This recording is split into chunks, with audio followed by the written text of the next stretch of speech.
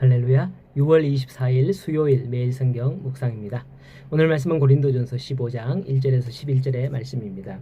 사람들은 서로 별명을 짓고 별명을 부르기를 좋아하죠.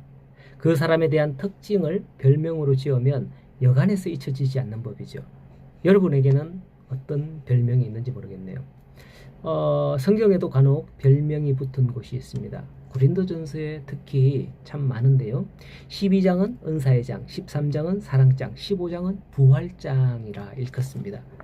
고린도 교회가 말도 많고 탈도 많은 만큼 유명한 말씀들이 편지에 많이 실렸던 것 같습니다. 지금까지 바울은 고린도 교회의 현실적인 문제들에 중점을 두고 권면을 했습니다만, 그런데 이제 15장에 들어서는 부활을 다루면서 기독교 복음의 진수가 무엇인지에 대해서 말씀하고 있는 것을 볼 수 있습니다. 물론 이것 또한 고린도 교회에 하는 것을 보면 고린도 교회 성도들 중 일부가 부활과 내세에 대해서 회의적인 태도를 취하고 있기 때문에 15장에서 부활에 관해서 기록했을 수도 있겠죠.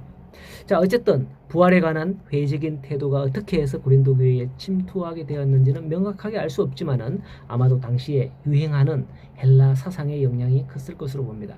헬라 철학 아시죠? 헬라 철학은 정통적으로 영지주의입니다. 영혼의 가치에 비해서 몸은 천하고 영적인 것을 높여 숭상하는 그런 경향이 컸습니다.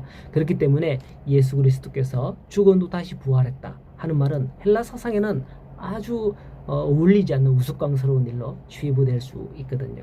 이에 바울은 15장에서 부활을 당연한 사실로 제시하면서 논리적으로 입증하면서 시작하고 있음을 볼 수가 있습니다. 1절에 보면 형제들아 내가 너희에게 전한 복음을 너희에게 알게 하노니 이는 너희가 받은 것이요 또 그 가운데 선 것이다 라고 합니다.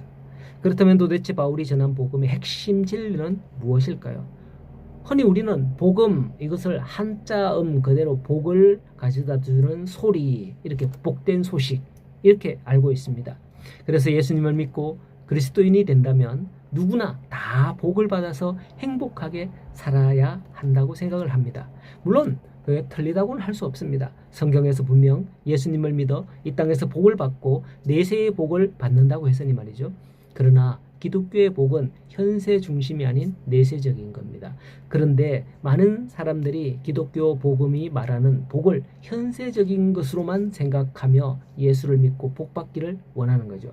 물론 성도가 그러한 세상적인 복을 구하는 것이 잘못되었다 라고는 말할 수 없습니다. 하나님은 모든 만물을 창조하셨고 그 모든 것을 통해서 사람에게 은혜와 복을 주셨기 때문이에요. 그러나 복음의 핵심은 그게 아니라 예수님의 죽음과 부활에 있다는 사실을 우리는 깨달아야 합니다. 그것은 바로 3절 4절에 나와 있는 대로 바로 예수 그리스도의 죽음과 부활입니다.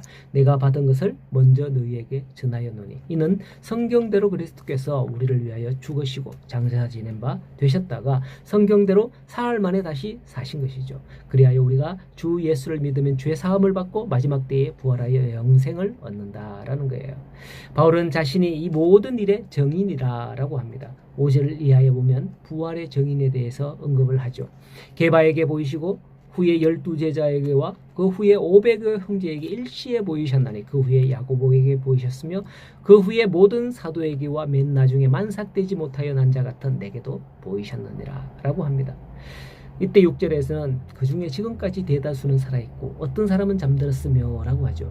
이것은 그들 모두가 그리스도의 부활이 허구가 아니라 역사적인 자기가 들었거나 보았거나 하는 사실임을 증거하는 정인이라는 거예요. 정인들이 지금 살아있다라는 걸 말씀을 하고 있죠. 그렇습니다. 2-3명의 정인도 효력이 있는데 500여 명의 정인이 살아있다는 것은 실로 부활이 얼마나 분명한 사실인지 당시에 뒷받침해 주는 것이죠. 오늘도 복음에 대해서 생각하면 예수님의 부활이 내 삶에 미치게 되는 영향이 무엇인지 느끼게 되고 생각할 수 있어야 됩니다. 그게 복음이라는 것을 깨닫고 복음에 내가 정인으로 살아야 되겠구나. 비록 지금은 2000년이 지난 후에 이들이 다 돌아가셨지만은 우리는 성경에서 이분들이 다 정인이었으니 내가 그 정인의 뒤를 이어서 복음의 정인으로 살아가야 되겠다.